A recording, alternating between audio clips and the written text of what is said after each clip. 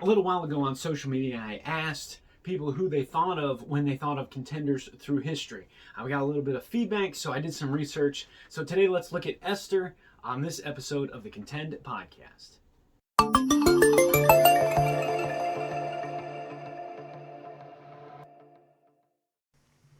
So today we're going to look at Esther, Queen Esther, as many know her, and we're going to look at her life for just a few minutes and learn something from it. Let's just start with the end of one verse from the book of Esther, Esther chapter 4, the end of verse number 14. It says, "And who knoweth whether thou art come to the kingdom for such a time as this?" What a wonderful verse that is. And that's when I think of Esther, that's really the verse that I think of, for such a time as this. What a great thing that we need to make sure that we are seeing, that we are here for this time. The Lord has us here at this time, for this time, to do something. But the life of Esther is one that much can be learned from. We see someone who was timid, someone who was scared. Really, she was not in her home country. She was taken, and she was in a place where she wasn't comfortable necessarily. She was taken and chosen to be the queen, and she was much as we think of in Daniel. The men were taken from where they were, and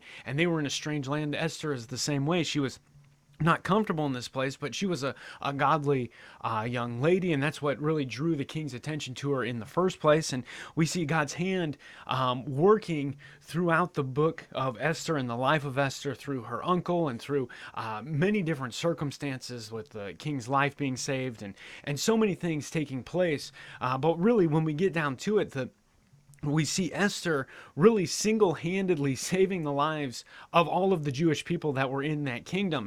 And we see her coming, and even though it was something scary, even though it was something that was going to be maybe even taking her life into her own hands, it was something that she saw that needed to be done.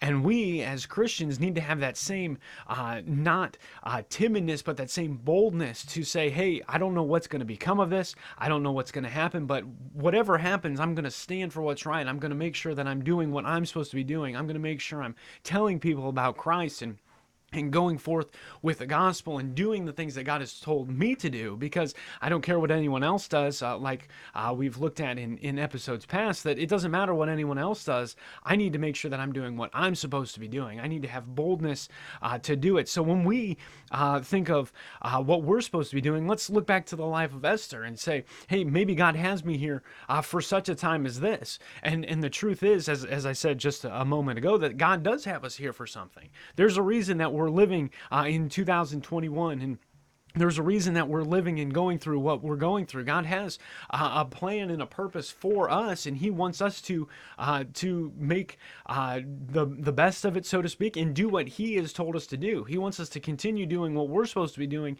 no matter what the cost may be, no matter what we might think is going to turn out. We need to do what we're supposed to be doing, and then let God kind of take care of the results. Let God just have His way with whatever happens in our lives, no matter what takes place. Realize that God has us here for something, and we need to make sure that we're doing what we're supposed to be doing as we contend for the faith.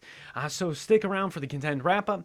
We're going to look at a current event, kind of a little story about how we can stand up, and someone who did stand up for the faith.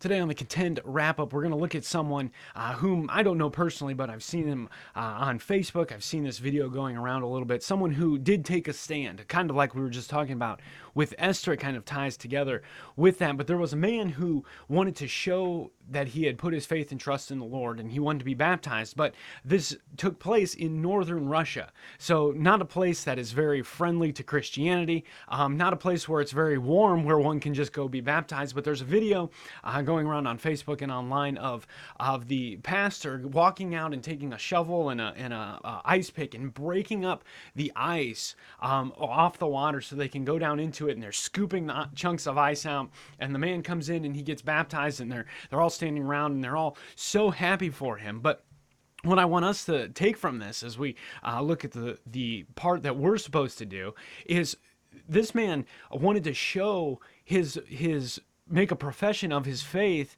in the Lord. And we as Christians, we in America, we have the freedom to do pretty much anything we want as far as Christianity goes. We can go door knocking, we can go to church, we can own multiple copies of God's word. But are we sharing our faith? Are we making that public profession, so to speak, not necessarily of being baptized, but are we telling others about Christ? Are we standing up, as we said, for such a time as this? It's why we're here.